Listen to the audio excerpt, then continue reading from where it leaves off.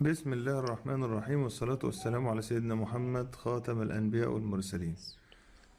النهاردة أحبائي ومتابعين الأفاضل، هشارك معاكم تجربة هعملها إن أنا أمسك قط أو قطة. القط دوت أو القطة ديت عند ابني الصغير، حاطط عصفورين بلدي في قفص وبيأكلهم، يعني بيعتني بيهم في الحوش. فجال القط دوت وقف على القفص وشد جناحاتهم وسحبهم من السلوك وأكلهم. فأنا يعني وجود القط دوت خطر في المكان، يعني أي حاجة هيهجم عليها وممكن يموت حاجات تانية. فأنا جبت مصيدة هي عندي أهي. بسم الله.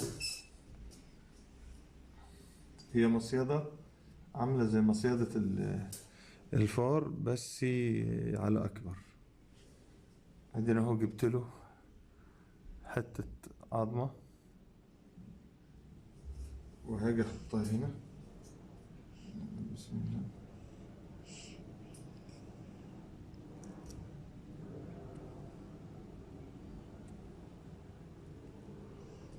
أهي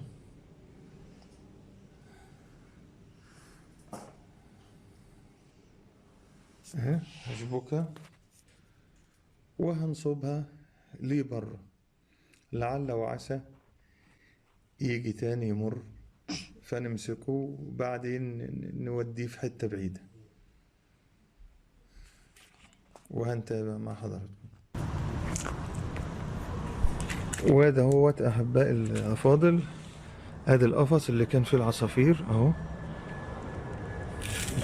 اهو ادي اهو مكان الريش اهو، تنتيفه للريش.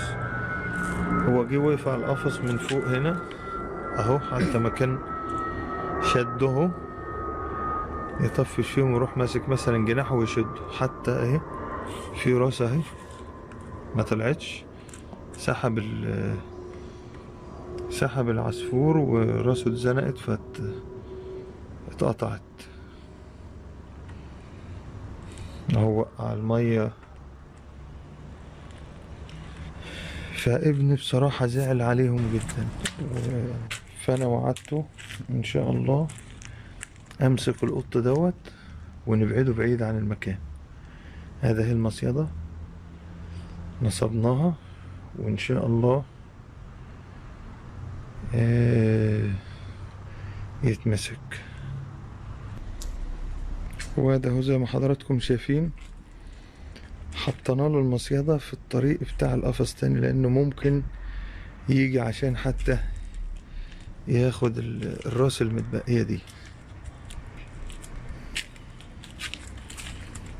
ونسيبه إن شاء الله وندخل، وإن شاء الله يجي تاني ويدخل ويتمسك.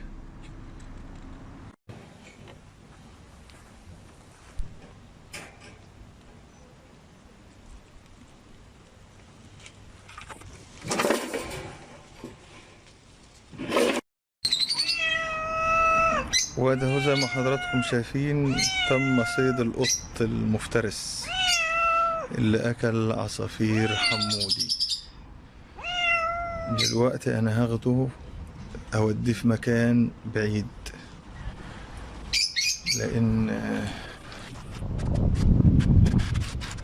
لأن احنا نخاف يطير على العصافير دي كلها زي ما أكل التانيين،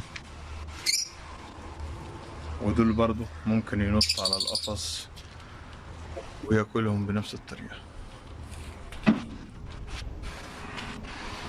فأنا هاخده معايا في مكان بعيد وأطلق سراح.